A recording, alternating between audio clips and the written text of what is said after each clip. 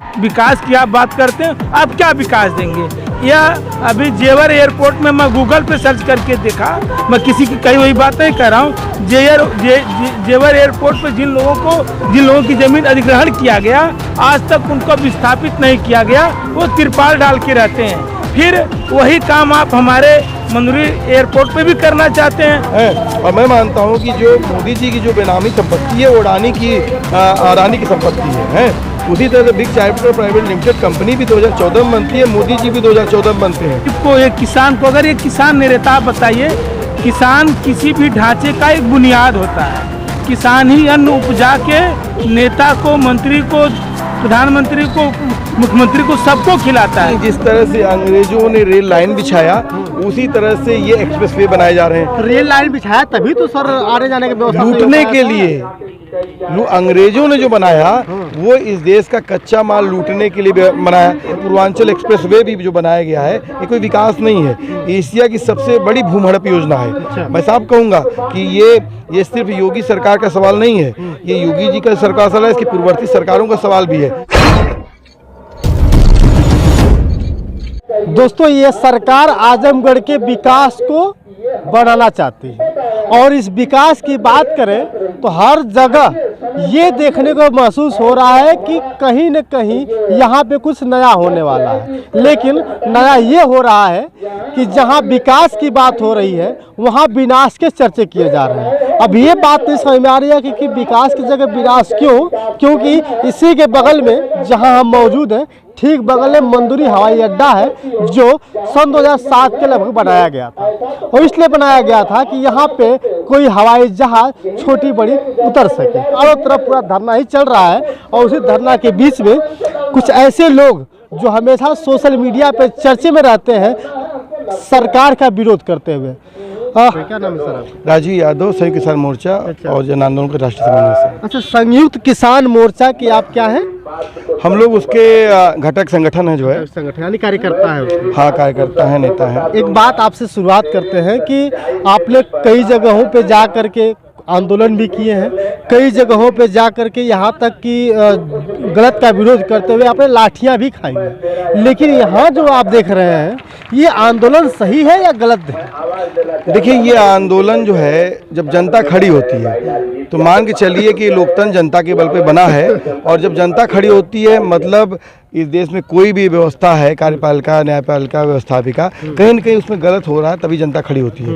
क्योंकि इतने दिनों से, आज 23 दिन है, यहाँ पर जनता बड़े पैमाने पे बैठी है। आप देख रहे हैं शाम का वक्त हो गया है, ठंड का मौसम आ गया है, लेकिन जो है सरकार को इस सवाल को लेकर कोई चिंता नहीं हो रही है। अब इस मुल्क को बचाने के लिए भी ये जो हो रहे हैं, यहाँ पर लड़ रहे हैं, भिड़ रहे हैं, शहीद हो रहे हैं, वो उसी की प्रक्रिया है।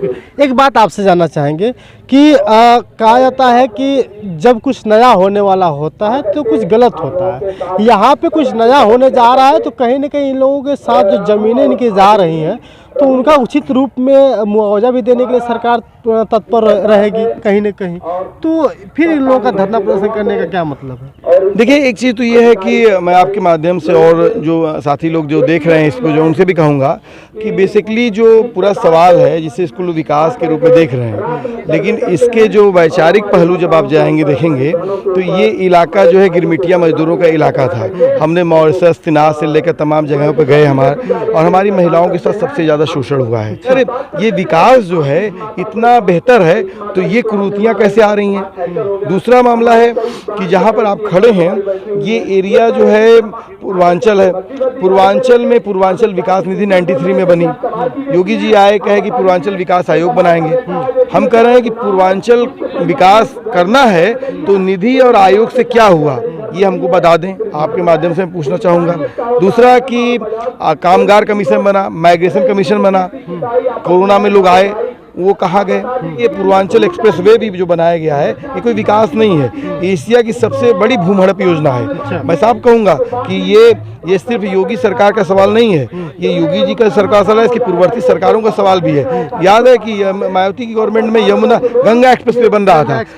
बचपन में हमको पढ़ाया जाता था कि गंगा का मैदानी भाग सबसे उपजाऊ भाग होता है, तो वहाँ पर सड़क बनाएंगे, कंक्रीट के जंगल उगाएंगे, वहाँ फसलें उगेंगी।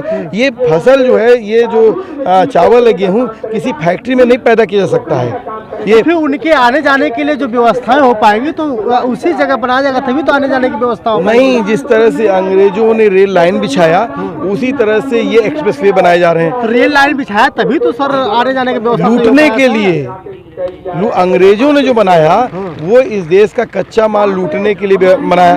ये जो पूर्वांचल एक्सप्रेस वे बना है ये चंडीगढ़ से शुरू होता है, इसको कलकत्ता तक जाना है। पूरी एक चेन बनाएंगे, पूरी सप्लाई की चेन। इस इलाके में ये बना रहे हैं इसलिए कि इंटरनेशनल एयरपोर्ट के नाम पर, यहाँ पर पूछ लीजिए कौन इंटरनेशनल जाता है, यहाँ मजदूर ही जाता है सिर्फ।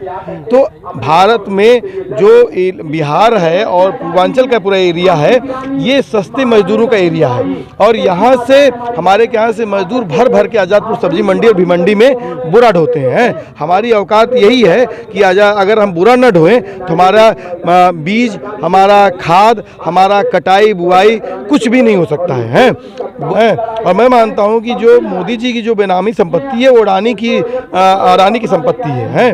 उसी तरह से big charter private limited company भी 2014 में बनती है, मोदी जी भी 2014 में बनते हैं। इंटरनेशनल बनेगा जब आप लखनऊ से आजमगढ़ से लखनऊ जो है आप जहाज नहीं उड़ा पा रहे हो तो मलेशिया, सिंगापुर और सऊदी अरेबिया और अमेरिका कहाँ उड़ा पाओगे जो है। एक कि आप सभी किसान हैं यहाँ पे, और किसानों के ऊपर ही क्यों अत्याचार किए जाते हैं। अभी दिल्ली का मामला देखा होगा जो कि 13 महीने बाद एक बिल वापस किया गया, और फिर इसके बाद जो है कि भी लखीमपुर खीरी में घटना घटी थी, उसमें भी किसानों के साथ अत्याचार किया गया। तो आप क्या देखते हैं किसानों के प्रति? जहाँ तक मेरा मानना है कि लोकतंत्र में सबसे कमज़ोर, सबसे निरीह किसान है। इसको चुप रहिए, इसको हराना, इसको दबाना सरकार को आसान दिखता है, लेकिन यह अच्छी बात नहीं। लोकतंत्र में एक गरीब को, एक किसान को, अगर एक किसान नहीं रहता, आप बताइए, किसान किसी भी ढांचे का एक बुनियाद होता है। किसान ही अन्न उपजा के नेता को, मंत्री को, प्रधानमंत्री को, मुख्यमंत्री को, सबको खिलाता है, लेकिन इसको उजाड़ना क्या उचित है? अच्छा आप बताइए, आप लोग भी एयरपोर्ट घूमे होंगे, किस एयरपोर्ट के किनारे गांव वालों का विकास हुआ है? यह विकास की बात करते हैं, यह 10,000 परिवार उजड़ जाएगा तो इनको कौन सा विकास मिलेगा? विकास की आप बात करते हैं, आप क्या विकास देंगे? यह अभी जेवर एयरपोर्ट में मैं गूगल पे सर्च करके देखा, मैं किसी की कही हुई बात नहीं कर रहा हूँ।